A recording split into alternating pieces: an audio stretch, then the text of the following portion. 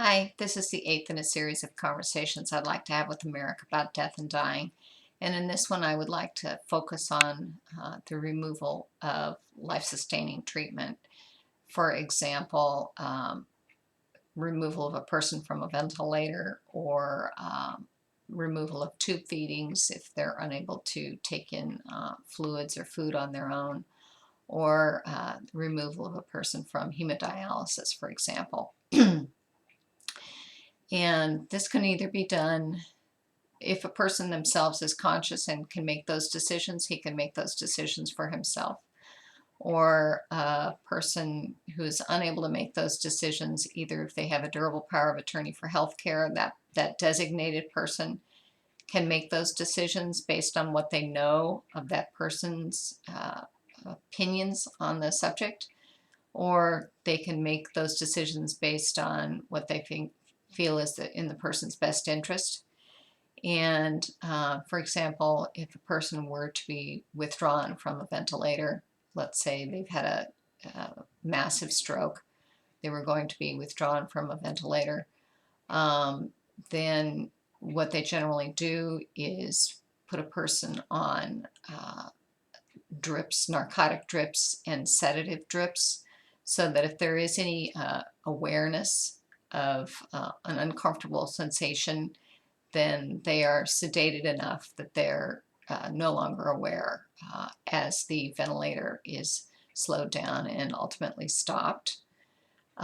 If a person is going to have a feeding tube removed, then essentially what they do is they die of dehydration, and generally takes, let me refer to my notes, between 5 and 20 days, according to a hospice physician, for a person to die of dehydration. And it's generally, I mean, it sounds like a cruel death, but apparently with hospice and palliative care involved, it is a fairly gentle process.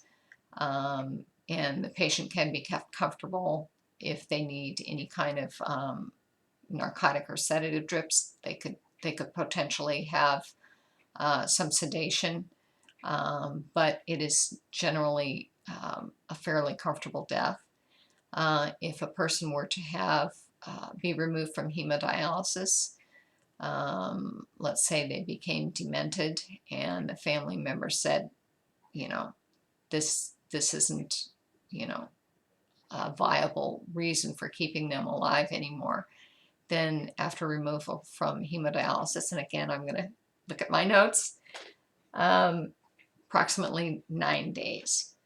Now, that covers the aspects of a person who is unable to make their own decisions. Let's talk about a person who can make their own decisions. And a person may be on hemodialysis, and a lot of reasons. One of the most common reasons for a person to be on dialysis is maybe they're a diabetic, and diabetics tend to get a lot of complications, and they can have accompanying blindness. They can have their kidneys shut down. They're put on dialysis. They have poor circulation. They maybe lose their limbs one at a time. They have painful sores in their limbs before they're removed, and they can just decide this, is no longer worth living, and so they can choose to remove themselves from dialysis. And I really like the term "allow natural death," because the dialysis is keeping them alive when 100 years ago they would have been dead long ago from kidney failure. Now, a person can also refuse a tube feeding, and as I say, they can, especially a cancer patient or someone that knows that they're going to die, they can decide not to have that tube feeding. And a person can choose to not be ventilated. And I will give you an example of, for example, someone who becomes a quadriplegic and they are going to be ventilator dependent. when they first suffer the injury, you never know, is it a severing of the spinal cord, are they in spinal shock? You don't know how much is going to come back. But if a person discovered that, yes, they were going to be ventilator dependent for the rest of their lives, if they chose to, they could remove themselves from a ventilator. For example, Christopher Reeves, who was Superman, was a ventilator-dependent quadriplegic, and he considered it would be an act of suicide, and he felt that would be wrong, so he chose to live. And he was in his early 40s at the time, and he lived for 9 years. A ventilator-dependent quadriplegic has an average life expectancy of about 6.5 years.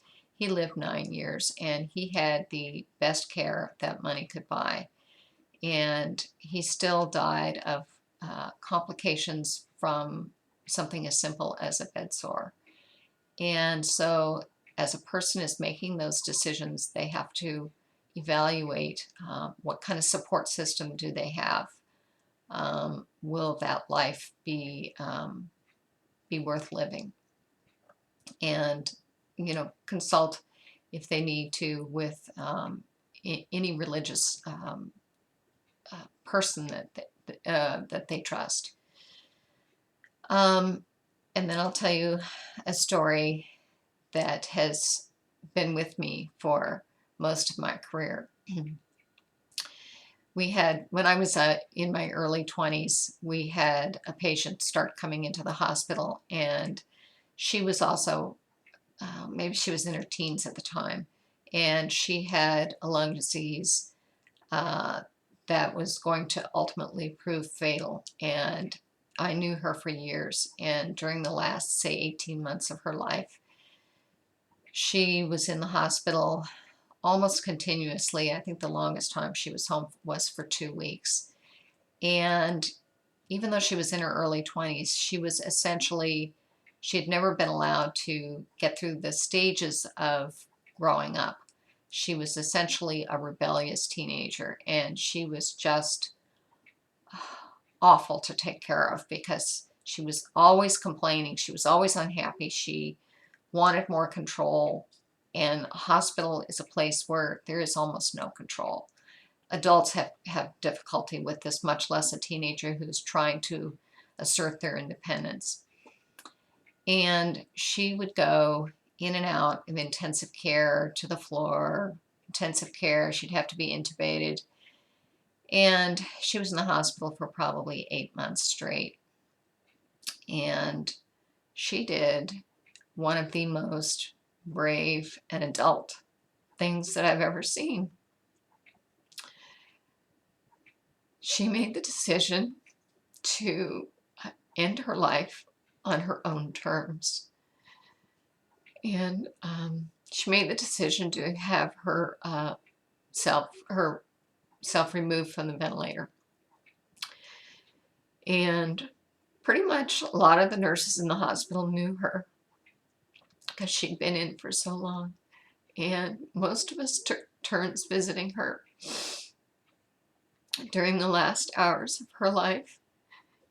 And she was a big catalog shopper. This was before Amazon.com and eBay. And she had bought little white tennis shoes and a little, they're like baseball build caps, with the striped colors and that little twirly thing. She was still a teenager at heart. So there she was in the ICU in her twirly cap and white tennis shoes. And on the drips. And I remember going to visit her. She gave me a thumbs up and smiled. And a few hours later, she was dead. And I always thought that was one of the bravest, most adult decisions I'd ever seen. And that was her choice to die on her own terms and allow natural death. That was a tough one for me, and this story's close to 30 years old.